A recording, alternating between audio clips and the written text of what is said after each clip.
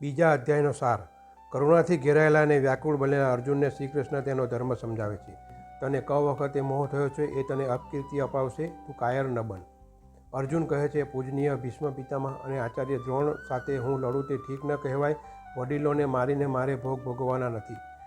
આ વિકટ સમયે મારે માટે જે કલ્યાણકારક હોય તે મને કહો. શ્રી કૃષ્ણ કહે છે, તું શોક નહીં કરવા યોગ્ય વાતનો શોક કરી રહ્યો છે. પંડિત શોક કરતા નથી. મનુષ્યને જેમ બાલ્યાવસ્થા, યુવાવસ્થા અને વૃદ્ધાવસ્થા અનુભવવી પડે છે, એમ જ બીજા જન્મો પણ અનુભવવા પડે છે. જે સુખ દુઃખને સમાન માને છે તે અમરત્વ પ્રાપ્ત કરે છે. જગતમાં જે વડે સઘળું વ્યાપ્ત છે તે અવિનાશી છે.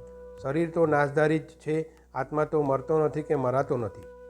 જેમ મનુષ્ય જૂના વસ્ત્રો છોડી નવા ધારણ કરે છે, તેમ આત્મા જૂના શરીરને છોડીને નવા શરીર પામે છે. આત્માને શસ્ત્રો છેદી શકતા નથી.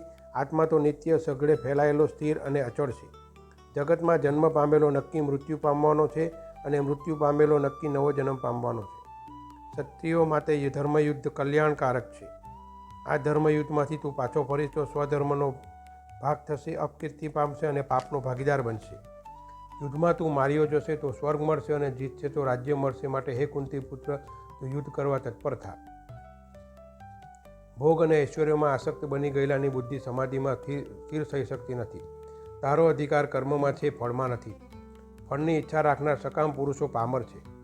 કર્મમાં કુશળતા એ યોગ છે. મનુષ્ય સર્વ કામનાઓનો ત્યાગ કરે છે અને આત્મતૃપ્તિમાં સંતોષ માને છે ત્યારે તે સ્થિતિપ્રજ્ઞ કહેવાય છે. સ્થિતિપ્રજ્ઞ દુઃખોમાં ઉદ્વેગ ધરતો નથી અને સુખોમાં નિષ્પૃહ રહે છે. ઇન્દ્રિયો એવી મસ્તાની છે કે તેને અંકુશમાં લેવા પ્રયત્ન કરનાર વિદ્વાન પુરુષને પણ અવશ બનાવી વિષયો તરફ ખેંચે છે.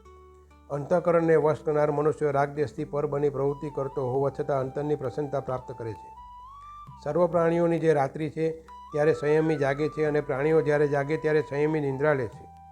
સ્પૃહા રહિત, મમતા રહિત અને અહંકાર રહિત મનુષ્ય શાંતિ પામે છે.